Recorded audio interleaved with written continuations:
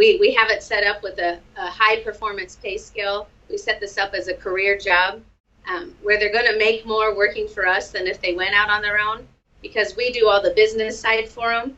They get to do the fun side of just teaching, but we pay them well for it. And they see that. They see it, they appreciate it, they see the value, and why would they go? Hi, this is George Fourie, and welcome to another Martial Arts Media Business Podcast. Today I'm speaking with Robin DePalma-Rowe, and Robin is the wife of Kiyoshi Fred DePalma, who's from DePalma's Karate and MA First, also hosting the main event in San Diego in April next month. So we're going to have a bit of a chat, and we had a bit of a laugh before starting this conversation. How would you refer your position in the organization, Robin? I call myself the vice president of the organization, and my husband's the president, and then we all know that the vice president is the one who does all the work. So, we laugh and we say he married well. He married well. All right. All right. And Fred's, of course, in Thailand right now, so he's nowhere to defend himself in this conversation. so this will be fun. All right. So look, Robin, I guess we should start right at the beginning. Who is Robin DePalma-Rowe? So I started in this company or in this business 21 years ago, and it's actually when I met Fred. A month before we got married, I thought, I don't know anything about martial arts. I should probably start training and at least have an idea of what martial arts is all about. And when we got married, he didn't want me to have anything to do with his school. He wanted to be able to come home, and when he came home, he could leave work behind, dinner'd be on the table, house is spotless, that perfect fairy tale life. And the joke was, within the first 2 months, he said, well, you married the wrong person if that's what you wanted. So I think it took about 2 months to start working at the school, but I started as janitor and gopher. And so I was cleaning the school and running errands and go for this, go for that. And then I think what made us both realize what my potential was when I started the cardio kickbox program. So we've been married only about 6, it was within the first year of being together. And I'd been training martial arts. I think I was purple belt at the time. And Taibo had just come out. And I was always into fitness. I wanted to be a personal trainer. I was into the fitness side. And I said, you know what? I think I could do that cardio kickbox thing. Would you let me try it?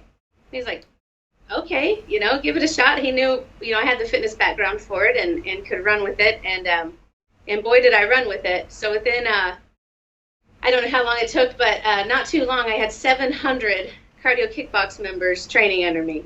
And I was teaching 2-3 classes a day, running to different locations, teaching them all over the place. And I think that's where we both saw, that this is kind of fun working together and what I'm capable of doing.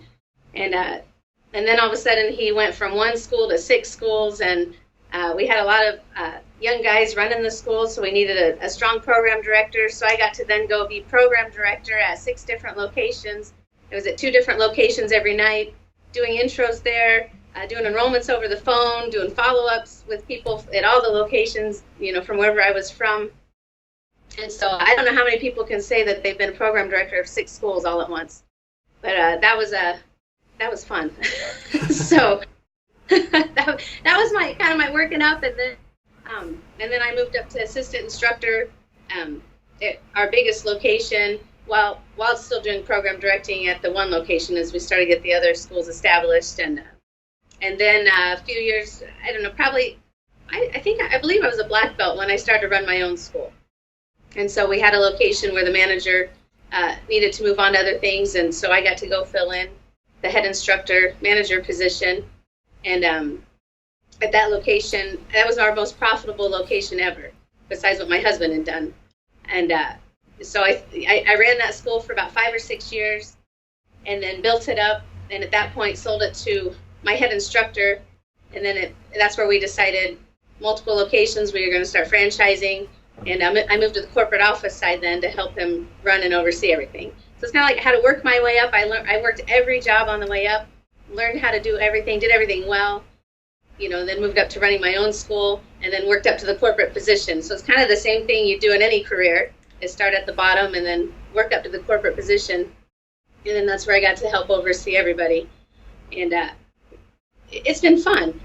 In addition to us doing it together, we have our boys who work it with us.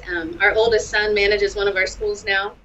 And so it's fun to watch him excel and watch what he's developed into and what he continues to develop into. And so overseeing all the schools right now, I oversee their marketing, the staff training, putting the events together, activities. I watch their numbers, the deposits, their pro shop orders, everything. And I think the biggest thing I've learned the past couple of years is watching the different dynamics at each location and how different personalities work together. So my biggest thing now has been how to put proper teams together to get the best results. So, quick summary there. Quick summary. Okay, so that sparks a lot of questions. I guess just to start, how do you handle the family dynamics? As you mentioned, it wasn't a planned thing to keep it in the family like it did, but that's what it's really grown into, and it obviously works by the results that you're getting. So how do you manage the whole family dynamics within the business? And it was kind of trial and error as we came up through it. I'm one, I don't like to stay at home, so I don't think it would have worked for me to be a stay-at-home mom anyway. But as the kids were growing up, I started to realize, you work at karate school at night. Well, that's when your kids are home from school. So how do you mesh that to where you actually see your children? And number one, I always had helpers, part-time nannies that would come and help when they were little. And then when they got to be about the age of 8, we'd let them actually come work in the karate school with us. So we'd give them little jobs. We'd have them run concession stands at belt exams and tournaments and let them earn money doing that. And taught them how to, we made them purchase their inventory and then taught them about profit and loss, and sometimes they wouldn't sell enough and would be upside down in their sales. And then other times, they'd make the profit and they'd be excited. And then they got to where they'd actually hire staff to run their store for them, and they'd pay their staff a few bucks. And so they'd still get to make their money and then give the staff a little bit and have people run their store for them. But we were really fortunate that our boys wanted to be part of this. And I think what helped with that was that we never just said, well, you need to just help out because it's the family business. We always gave them specific jobs and assignments and paid them for it and let them earn things and work towards things. So it's just been a lot of fun doing this as a family. It's a family environment anyway. And then raising them up, they've got strong work ethics. They know how to count money. They know how to work a cash register. They know how to talk to people. They know how to talk to adults. They know how to be respectful to adults.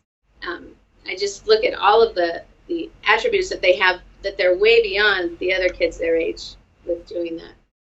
So it's been a real blessing to do that. Wow, that's awesome. So that's got to be a lot of knowledge getting passed on in a very systematic way, and I like that how you gave them control in little increments of handling their own stock and handling their own money, and obviously the interaction and learning how to deal with people. That's fascinating. So how do you now, Robin? You mentioned you went from 1 to 6 schools. Now I'm assuming there was a lot of progression and obstacles within that 1 to 6. Do you mind elaborating on that a little more? Yeah, this is another funny one. So my husband and I only dated 4 months before we got married. And lucky we were the right ones for each other. We've been married 21 years now. We dated 4 months. I met him. He had 1 school. By our first anniversary, we had 6 schools and a baby. And I just looked at him and I said, you either loved me or hated me. I don't know which one. So he's from Connecticut. When he originally opened in Connecticut in 1986, he had 4 schools in Connecticut and realized probably 5 years into it that, this was a good profession. This is what he was going to do, but he'd rather live in a better, warmer environment. And so he traveled the country for a year to figure out where he wanted to live, ended up here in Arizona where the weather's nice. and decided he was only going to have one school when he moved here. And so he opened his first school in Arizona in 1992, and then we got married in 1997. So from 92 to 97, he did really good with just that one school. But I think it was just eating at his brain that whole time.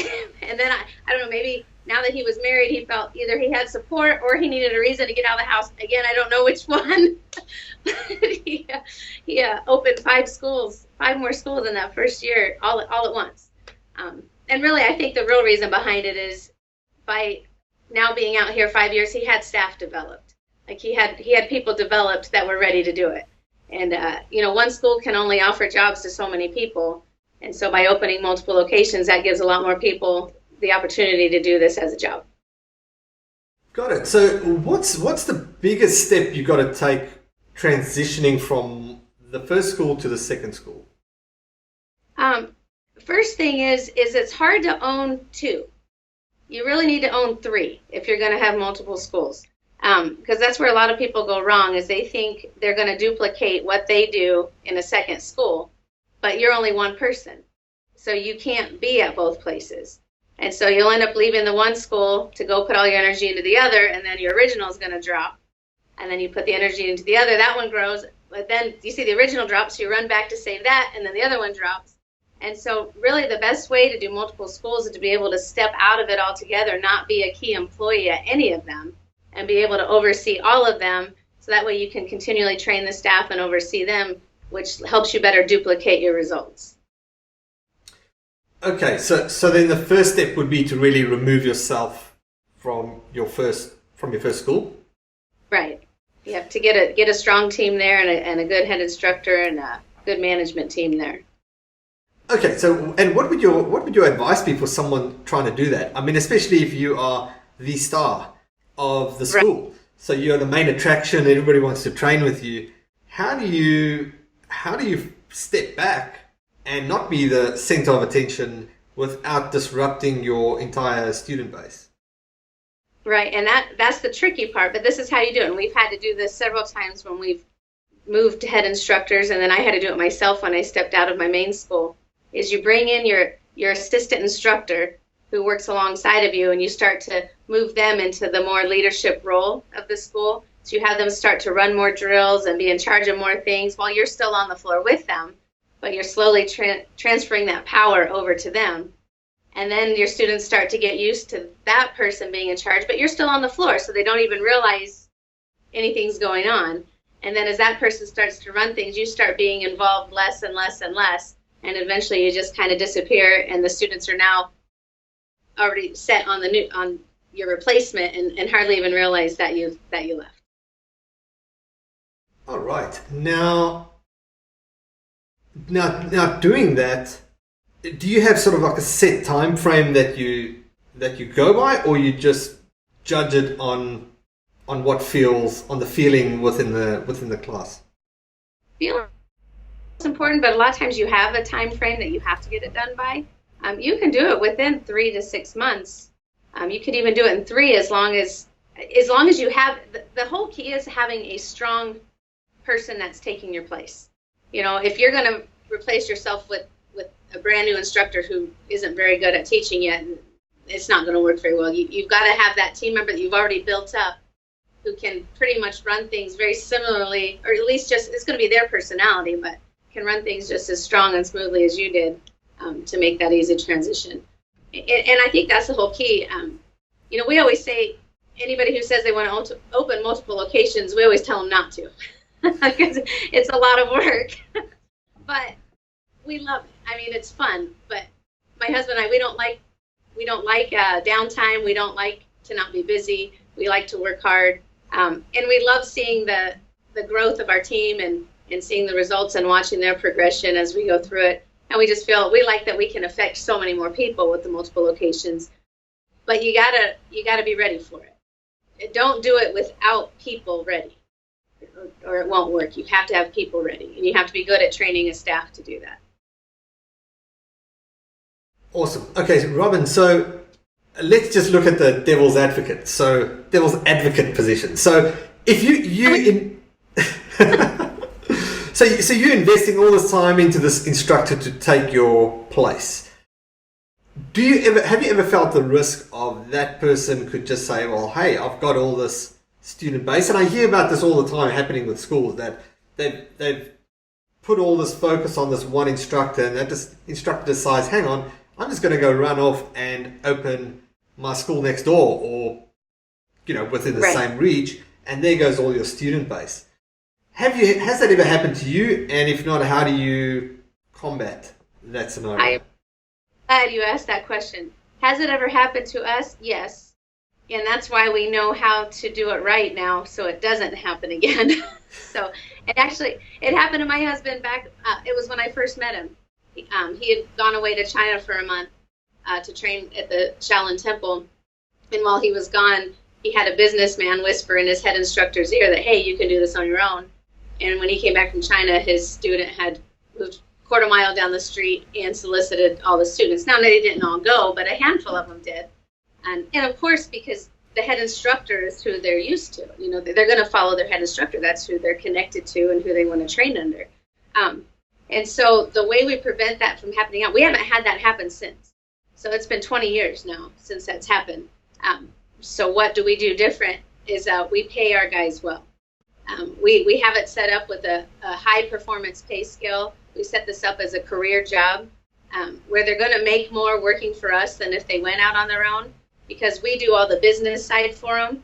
They get to do the fun side of just teaching, but we pay them well for it. And they see that. They see it, they appreciate it, they see the value, and why would they go? We allow them to purchase their school and own it anytime they want, so they can run it up. And our top guy right now, we've said, well, why don't you own your school? You could own it now, and you make more owning it, but you have more responsibility. And he said, why would I want to do that? He said, I'm perfectly happy with my pay. I'm getting paid well, and you guys do all the hard stuff while I get to do the fun. So I think that's the key is paying them well and making it a career paying job for them. It's a high paying career job. We actually have my brother-in-law, who's an engineer. Our top manager is making close to what an engineer would make in the school.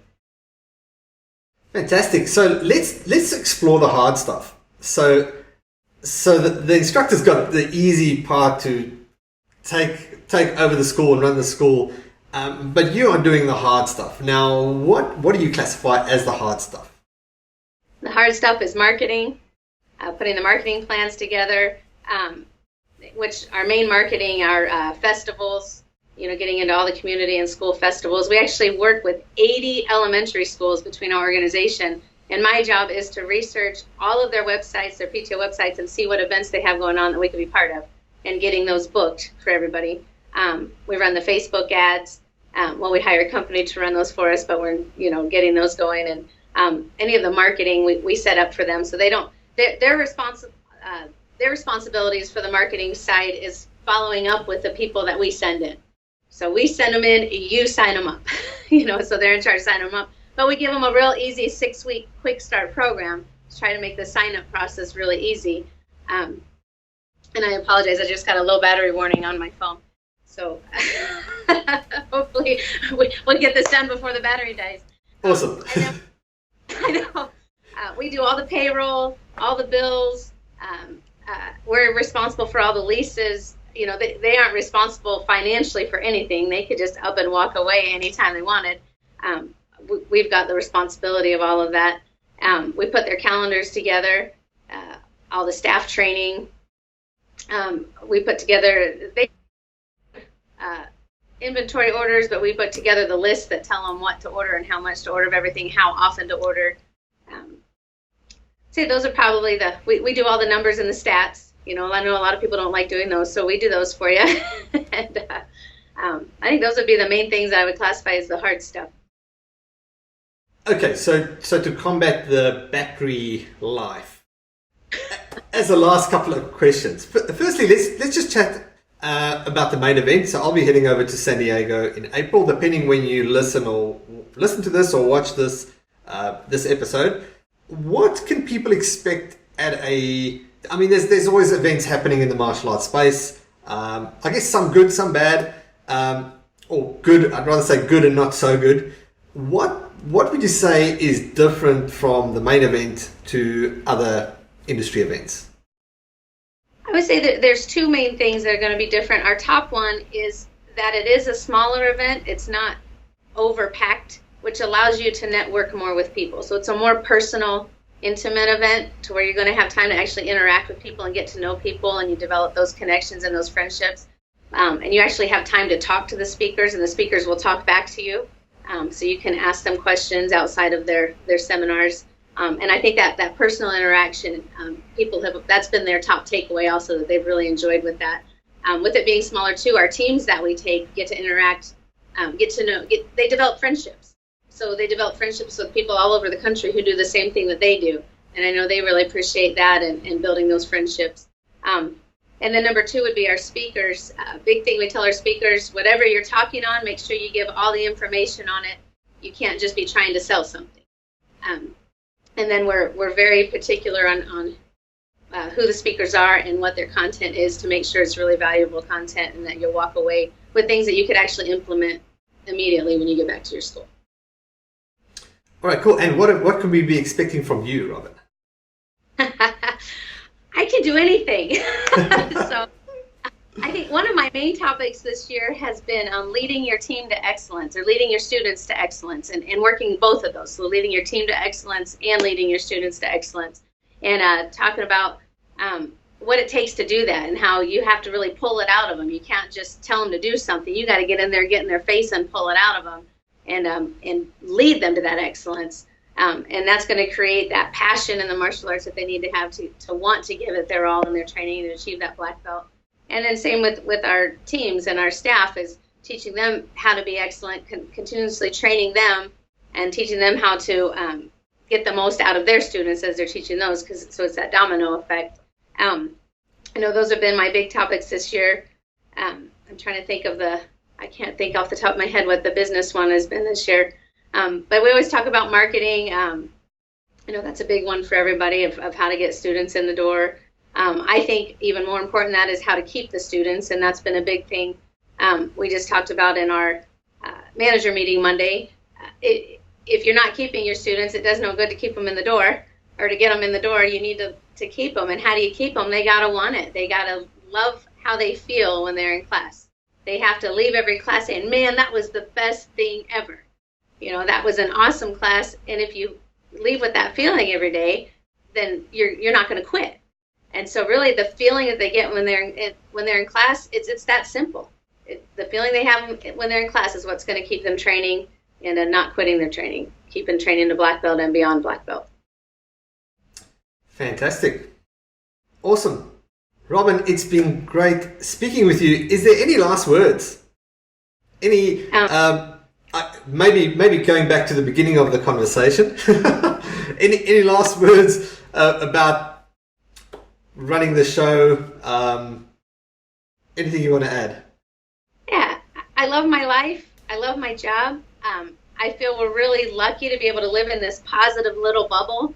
With everything bad going out there in the world, we aren't a part of it. We don't have to be a part of it. We get to offer anybody who wants to come into our walls and experience the same positive and I hate to say happy place, but this is a safe, positive environment where you feel good about yourself, where you're accepted, where you're loved, and we just get to be a part of that all the time, and we get to completely keep ourselves isolated from all the bad that's out there. And I just feel so blessed that we get to do that. And as we go around and meet these other martial artists, I feel we get to meet the best people in the world and become friends with the best people in the world. And having these events just help us to grow that network and helps all of us to join together and have that same type of relationship and same type of feeling to protect us from the bad that's out there, and we get to just focus on the good.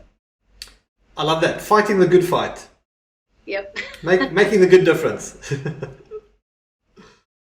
All right, awesome. Robin, thanks a lot for speaking with me today. And for anybody that's interested in the main event, you can head to the-main-event.com and get some tickets there. And if not, if you're listening to this later, you know where to go find. You can get more information about future events and things going on with the DePalmas and everyone else. Awesome. Robin, thanks a lot. I will see you in about a month. Sounds good. All right, thanks. Thanks. See ya.